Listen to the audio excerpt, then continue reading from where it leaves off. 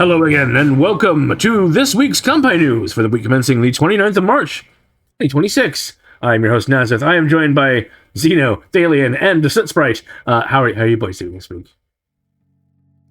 Yes, and we're doing fantastic. It's great to be here on the World Wide Web. Dick. All right, we have a lot of... That is not going to make any sense to anyone, and that's fine. No. We've got a lot of stories to get through, so let's get to them, shall we? Let's jump in them. Starting with the wrong screen, because... Of course we do. I forgot to change that.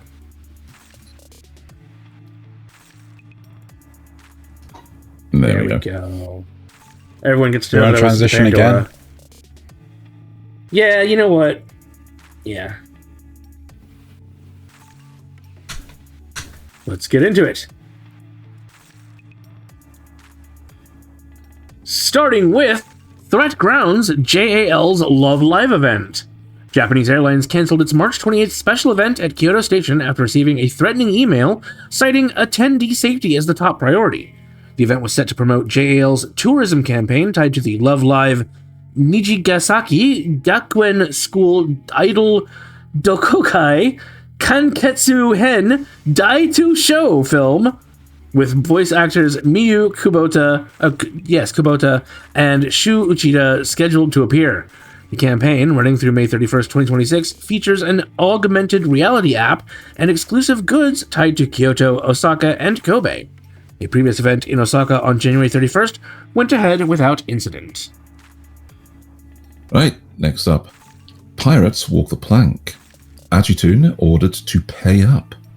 Kakao Entertainment and Naval Webtoon won a civil lawsuit on March 11th against the operator of Agitoon, one of the South Korea's largest illegal webtoon and web novel piracy platforms. The court awarded a total of 2 billion won, or about 1.33 million US dollars, in damages, granting each company's claim of 1 billion won in full. Agitoon had distributed approximately 750,000 webtoon titles and 2.5 million web novel works illegally. The site's operator was arrested in August 2024 and later sentenced to 2 years in prison, a ruling upheld on appeal. So he's still away. Citing the scale and duration of infringement, the plaintiffs argued that the total damages amounted to trillions of won. Damn. PS5 prices go, plus Ultra. In the wrong direction. Sony announced another round of PS5 price hikes effective April 2nd, citing continued pressure in the global economic landscape. In the US, the PS5 raises to $650 US from $550. The digital edition goes from 500 to 600, and the Pro goes from 750 to 900. And the PS Portal from 200 to 250. Similar increases are hitting the UK, EU, and Japan, where the PS5 is now 98,000 yen from 80,000 yen. This marks yet another price hike for the hardware following increases in August 2024 and additional regional adjustments in early 2025. I'm not 100% sure if this is they're using this as the digital landscape is really hitting this, or if it's down to the war stuff or what have you. Oddly enough, here's your UK prices, just so you're aware. Yeah. Well, I oddly couldn't enough, afford a PS5 digital before? in the first place. Yeah, and now it's gone up for us by over 100. The interesting thing, though, is that I think it was announced today that today is recording this, Google have come up with a new AI modeling process which takes less RAM and is 8 times faster. Ooh. As a result, RAM companies are really upset because the demand for RAM has suddenly dropped. All right. We've got another sort of disturbing story. Tragedy at the Pokemon Center in Mega Tokyo. Trigger warning, there's some violence in this. A stabbing at Pokemon Center Mega Tokyo inside Ikebukuro's Sunshine City shopping complex on Thursday evening has resulted in 2 deaths. Part-time sales clerk Moe Harukawa, 21, was stabbed by her ex-boyfriend, 26-year-old Taiki Hirokawa, who then turned the knife on himself. Police are treating the incident as a murder. Harukawa had previously reported Hirokawa to police in December for stalking, leading to his arrest. He was arrested again in January for voyeurism before being indicted and released. Pokemon Center Mega Tokyo and the nearby Pikachu Sweets Cafe are both temporarily closed following the incident.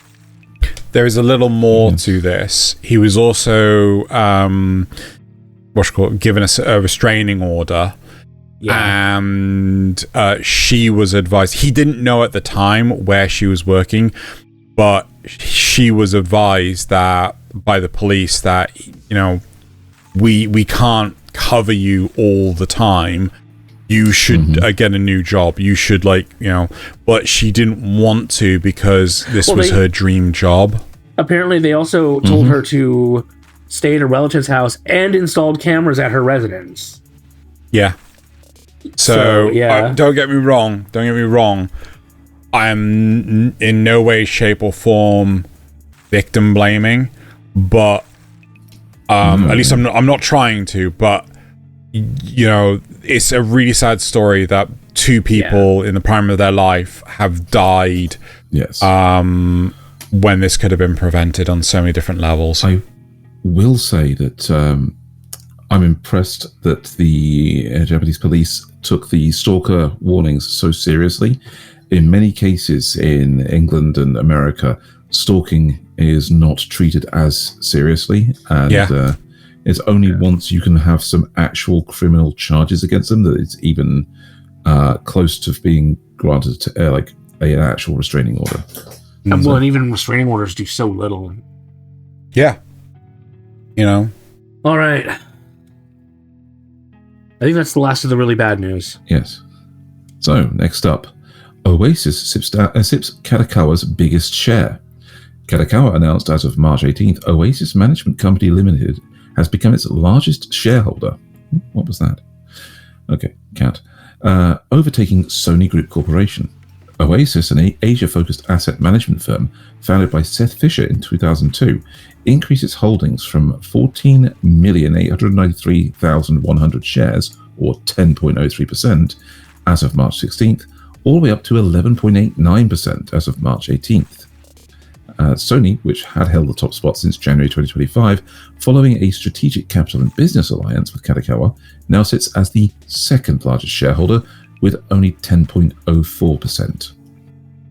Will this change how Kadokawa behaves?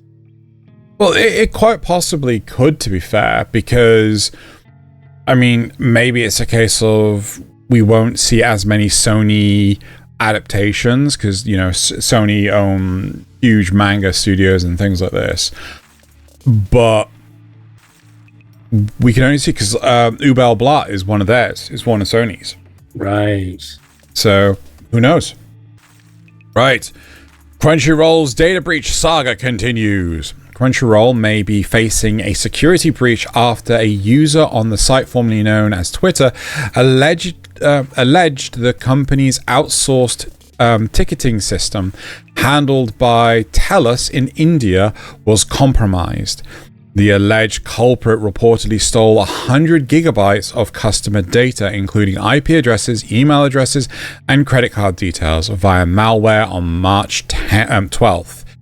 Crunchyroll stated the data breach appears limited to customer service ticket data from a third-party vendor and that no ongoing system access was identified.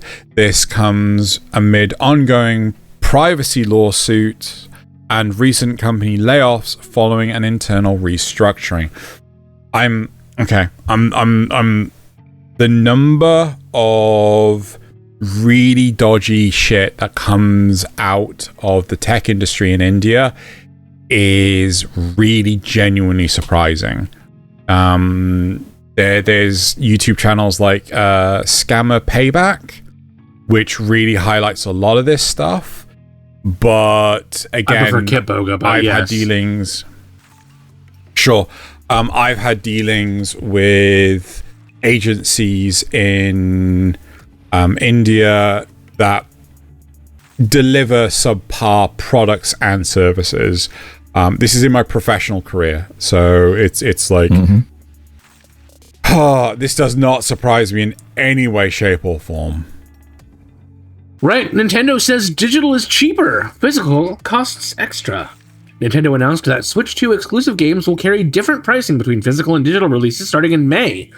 Pre-orders for Yoshi and the Mysterious Book are the first to reflect this, with the digital version priced at $60 and the physical version at $70. Nintendo states the change reflects differing production and distribution costs.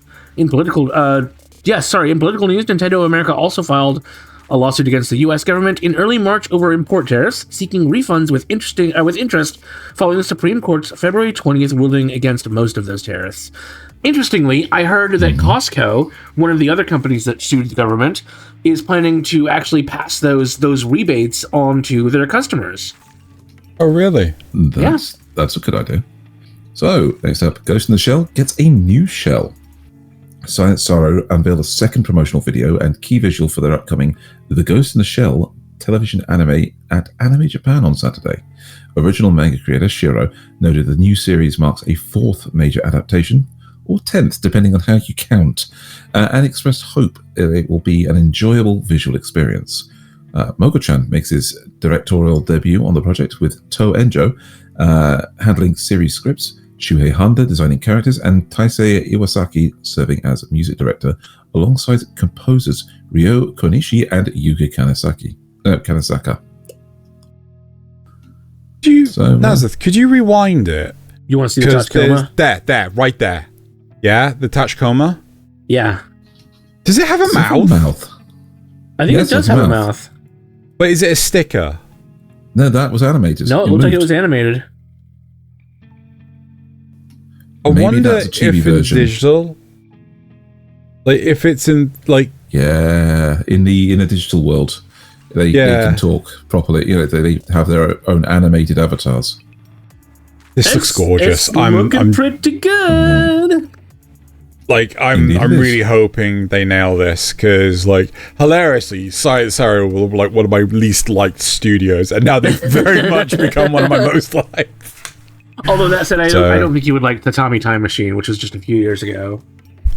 Yeah. But, like, you know, it's very, very short difference. Anyway, some of the best news. Tanya's back, and she's still not happy about it. Kadokawa revealed at Anime Japan 2026 on Saturday that Saga of Tanya the Evil 2 will debut in July alongside a new key visual and promotional video. The second season continues the adaptation of Carlo Zen and Shinosuke?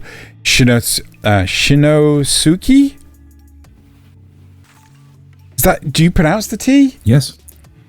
No, it's like Suki. T-S-U, Shinosuke. Yeah, okay. Light novel series. 2 new cast members were announced. Tomokazu Sugita and Mikhail and Yoko Hikasa. Sorry. I can't read properly at all. Tomokazu Sugita as Mikhail and Yoko Hikasa as Lilia. Returning cast includes Aoi Yuki as Tanya Dugurachev, Sayori Hayami as Visha, Shinichiro Mika as Rirugen. I don't remember that name. Tetsuo. I think that's Genda. Tesho. Genda as Rudensdorf, and Pochu Otsuka as Zetor? Zetor. Isn't that the doctor? Yeah. Is the doctor Zetor? I don't know. I genuinely don't remember. Fuck, dude, it's Tanya. Time to go back and rewatch the first one. It's gonna be pure amazing. Like, Tanya is one of my favorite series ever. I waited to play this because I knew you would want to at least see some of it. I've already seen it, dude. Oh, well, there you go. Like, this. I love it so much. Tanya is really good. All right. Yeah. All aboard the free train! ODK Media's North American streaming platform, Amazon TV, announced on Monday that Demon Slayer Kimetsu no Yaiba, the movie Mugen Train, is now available to stream for free. No subscription required. In both Japanese with English subtitles and with an English dub. The film is also airing on the platform's free, ad-supported Anime 24/7 channel. The film previously screened in 4K across the US and Canadian theaters in May 2025. Next up, Minky Momo returns after 32 years. It doesn't look like she's aged a day. The Fairy Princess Minky Momo franchise is getting its first new OVA in 32 years, with the official website revealing the title Mahona Princess Minky Momo Akugare no Yume e Makikoro no Duo, and a theatrical release set for this year. The story follows a 12-year-old girl named Momo who awakens as Minky Momo to save Diginasa, the land of dreams. As humans lose hope and a mysterious app spreads frivolous dreams, Ayumu Watanabe directs at Ashi Production, with Tomoki Hasegawa composing the music and Deko Akao handling the script. I'm going to guess that's the original. So, yeah, basically does look the same. Yep. Just update visuals. Right, moving on. Gundam's live-action cast keeps growing. The Sunrise and Legendary Pictures live-action Gundam film has added 3 more cast members this week. Gemma Chutran from Heartbreak High. Shioli... That's Kutsuna. Kutsuna, yeah, sorry. From Deadpool. I have no idea who she plays in Deadpool. And Michael Mando from Better Call Saul. Production is set to begin filming in Australia next month.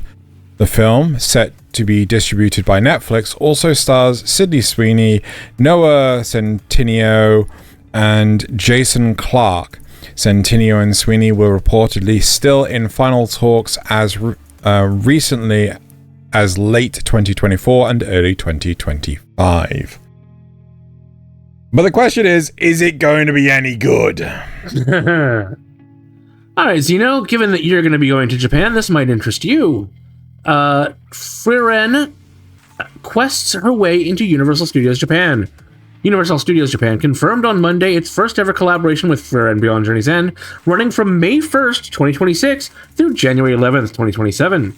The collaboration features a new story walk attraction called Suioku no Tabi, a trip down memory lane, where guests explore the magical city of Alshurst?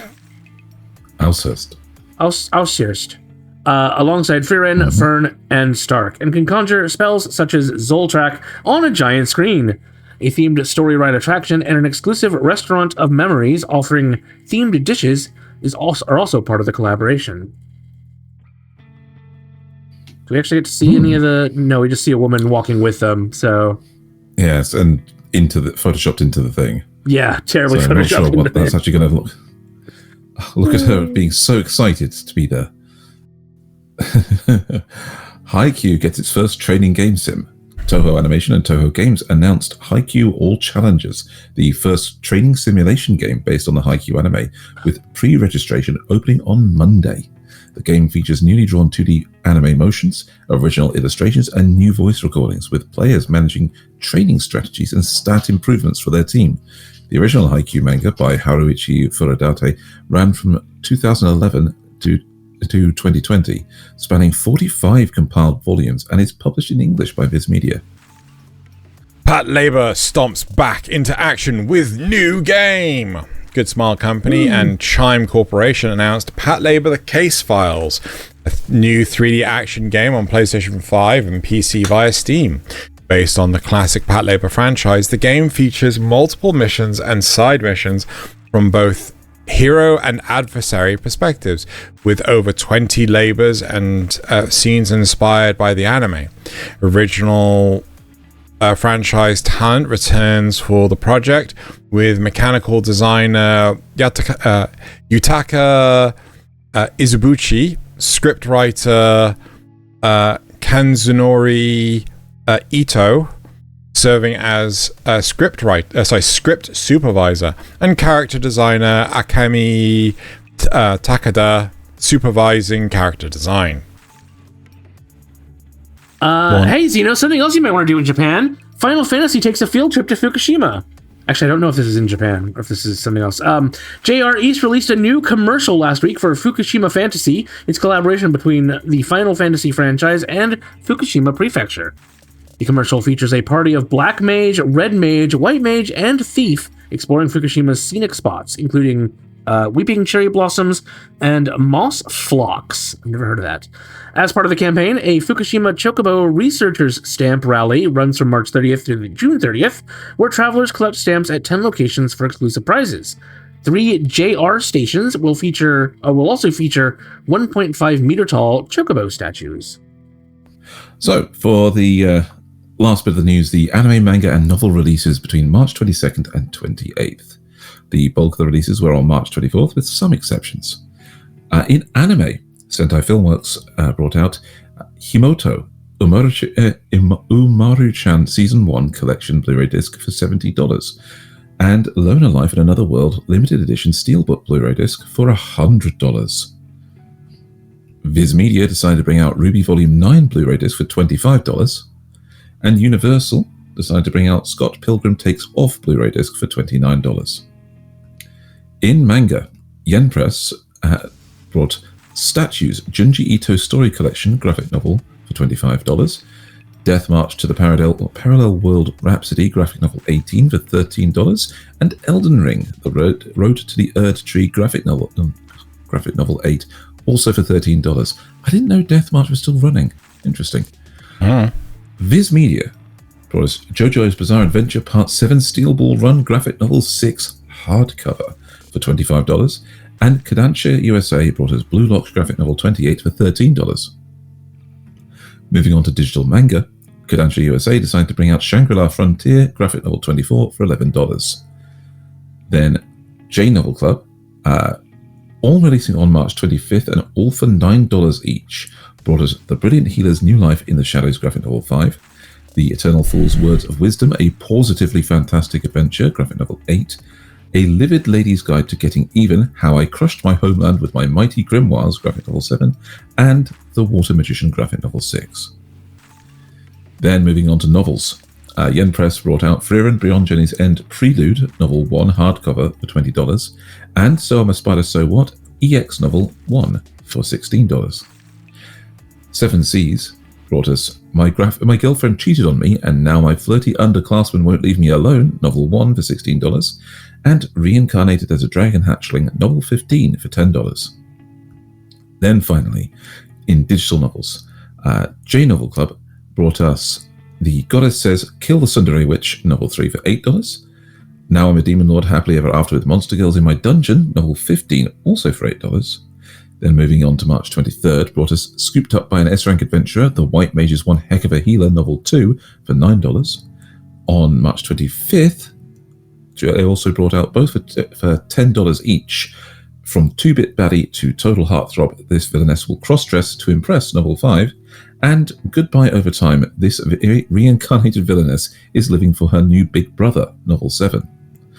A lot of villainesses. Yeah. And J Novel Club brought us The Poison King. Now that I've gained ultimate power, the bewitching beauties in my harem can't get enough of me. Novel 7 for $8. That one's for Zeno. That's not self-indulgent at all. That one's for Zeno. I'm impressed that's the actual full name of that, by the way. Scooped Up by an S-Rank Adventurer, This White Mage is One Heck of a Healer. That's an interesting difference in the title. I am going to suggest we blitz through these facts and rumors because there's a number of them. And starting off with Reincarnated as a Sword Season 2, October 2026 premiere. And this is a fact. At Anime Expo 2025, HIDIVE officially confirmed that Reincarnated as a Sword Season 2 will premiere as an exclusive simulcast during their fall 2026 season, with October 2026 being the expected premiere window based on standard fall season scheduling. Alright, next up, Roll Over and Die Season 2. This is a rumor. As of March 29th, 2026, there is no official announcement of a Season 2. The first season only finished airing on March 27th, 2026, and no studio, official social media account, or reputable outlet such as Anime News Network has reported a renewal. Next up, Mushoku Tensei Season 3, July 2026 premiere. This is a fact. The official Mushoku Tensei X account, formerly Twitter, also confirmed on March 8, 2026 that Season 3 will premiere on July 5th, 2026, with an Anime Japan 2026 panel on March 27th, reaffirming the date alongside a new trailer. Crunchyroll has confirmed global simulcast rights. Sentenced to be a Hero Season 2. Fact. Season 2 was officially announced at Anime Japan 2026 stage event on March 28th, 2026, confirmed by Anime News Network and Crunchyroll, with teaser visual announcement PV and confirmation that Crunchyroll will stream the second season. Tune into Kanpai Cast to see my review of it. Unfortunately. I just want to say I hate Season 1. PVs instead of in place of trailers. Really annoys me. What is PV short for? Is it preview? I don't know, but it's basically they show off all the voice actors and stuff. Promotional video. There you go. Yeah. All right, Hell's Paradise Season 3 in production. This, unfortunately, is a rumor. No official announcement of Season 3 has been made, but Zeno, you shouldn't have put this in here because I'm gonna ask you about this in Kanpai Cast. Well, it's your fault, isn't it? We're recording next. No official announcement of Season 3 has been made by Mappa, Twin Engine, or any official Hell's Paradise channels. Season 2 only finished airing on March 29th, 2026, which, as of recording, we still haven't been able to watch it. And no teaser, key visual, or production announcement exists at this time.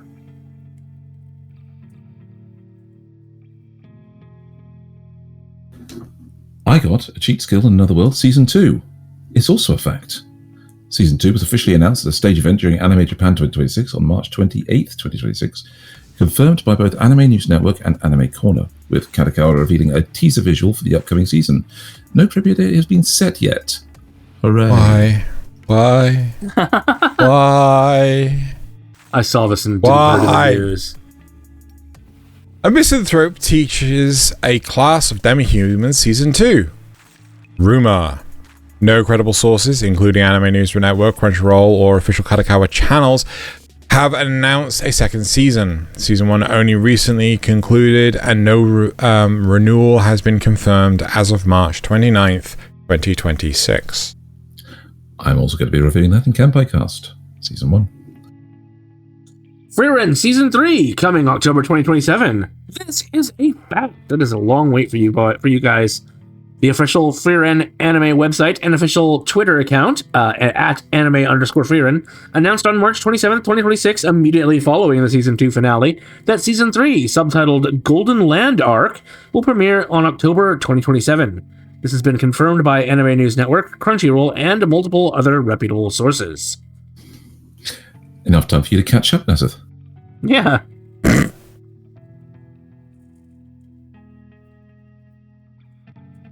Thaylien? Yeah. Sorry, I got distracted. Ranma Half 2024 Season 3 in production. And this is a fact. The official Ranma Half website announced on March 26, 2026 that Season 3 is in production and will premiere in October 2026 on NTV, with exclusive streaming on Netflix, confirmed by Anime News Network and multiple industry outlets. Mappa returns as the animation studio, with director Konosuke Uda reprising his role. It's easy to get distracted when you're playing with your balls. I understand. And then finally, Fate Strange Fake Season 2 announcement is a fact. Season 2 of Fate Strange Fake was announced on March 28th, 2026, following the season 1 finale, with A1 Pictures confirmed to continue as animation studio. Multiple anime news accounts on Twitter and Threads reported... Oh, yeah, Threads is actually a social media network, isn't it? Reported the announcement simultaneously, and one episode guide source states a second season is already confirmed. However, as of the time of checking... As of the time of this check, Anime News Network has not yet published a dedicated article confirming the announcement, and no official Animplex statement has been indexed, meaning this is very likely fact, but fully independent verification from primary source is still pending. So... All right. That does it for the facts and rumors, and that does it for the news. Make sure you stay tuned in later this week for Kanpai Cast, where we are doing, as previously stated, the winter 2026 full season review. A lot of stuff to get through on that one too. So make sure you tune in, and then come back here next week for more news. More news.